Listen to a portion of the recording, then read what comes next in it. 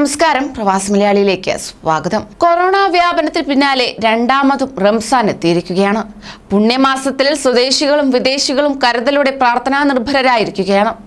Corona വ്യാപനം മൂലം കടുത്ത പ്രതിസന്ധി നേരിടേണ്ടി വന്ന പ്രവാസികൾ കടുത്ത ജാഗ്രതയിലുമാണ്.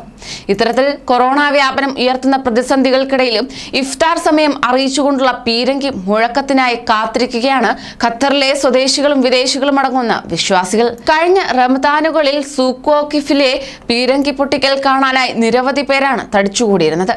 എന്നാൽ ഇത്തവണയും കോവിഡ് സുരക്ഷാ മുൻകരുതലുകൾ പാലിക്കുന്നതിനാലും നിയന്ത്രണങ്ങൾ നിലവിലുള്ളതിനാലും വെർച്വൽ ചടങ്ങായാണ് പീരങ്കി മുഴക്കുന്നത്. വിശ്വാസം കൈവിടാതെ ഗൾഫ് രാഷ്ട്രങ്ങൾ കൊറോണയ്ക്കെതിരെ പോരാടാൻ ഉറച്ചു തന്നെ നിൽക്കുകയാണ്.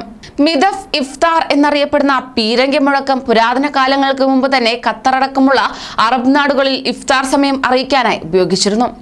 ലൗഡ് സ്പീക്കറും ആധുനിക ഉപകരണങ്ങളും കണ്ടെത്തുന്നതിനു മുമ്പ് സുഹൂറും ഇഫ്താറും അറിയിച്ചിരുന്നത് ഇത്തരത്തിലെ പീരങ്കി മുഴക്കത്തിലൂടെയായിരുന്നു.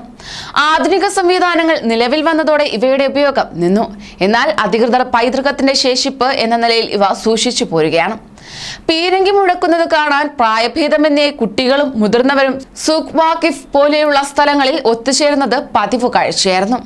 COVID-19 മഹാമാരി ഉണർത്തിയ പ്രതിസന്ധിയിൽ സുരക്ഷാ മുൻകരുതലുകൾ എന്ന നിലയിൽ പീരങ്കി മുഴക്കം കഴിഞ്ഞ റംസാൻ മുതൽ താൽക്കാലികമായി നിർത്തിവച്ചിരുന്നു. എന്നാൽ ഖത്തർ TV ചാനലിലൂടെ ഇപ്പോഴും ഇഫ്താർ സമയമായാൽ പീരങ്കി മുഴങ്ങും. ഇതിലൂടെ പുതുതലമുറയിലെ കുട്ടികൾക്ക് തങ്ങളുടെ പാരമ്പര്യവും പൈതൃകവും പകർന്നു നൽകാനും സാധിക്കുന്നു. സൂഖ് വാഖിഫിന് പുറമെ Katara Muhammad bin Abdul Wahhab Grand Masjid, Souq Al Wakra എന്നിവിടങ്ങളിലും ഇഫ്താർ സമയമായാൽ പീരങ്കി മുഴക്കുന്നത് പതിവായിരുന്നു. പീരങ്കികൾ പ്രാചീന കാലത്തുള്ളതാണെങ്കിലും ആധുനിക സംവിധാനങ്ങൾ ഉപയോഗിച്ചാണ് ഇപ്പോൾ പ്രവർത്തിപ്പിച്ചു വരുന്നത്. കൂടുതൽ പ്രവാസി വാർത്തകൾക്കായി ഈ ചാനൽ സബ്സ്ക്രൈബ് ചെയ്യൂ.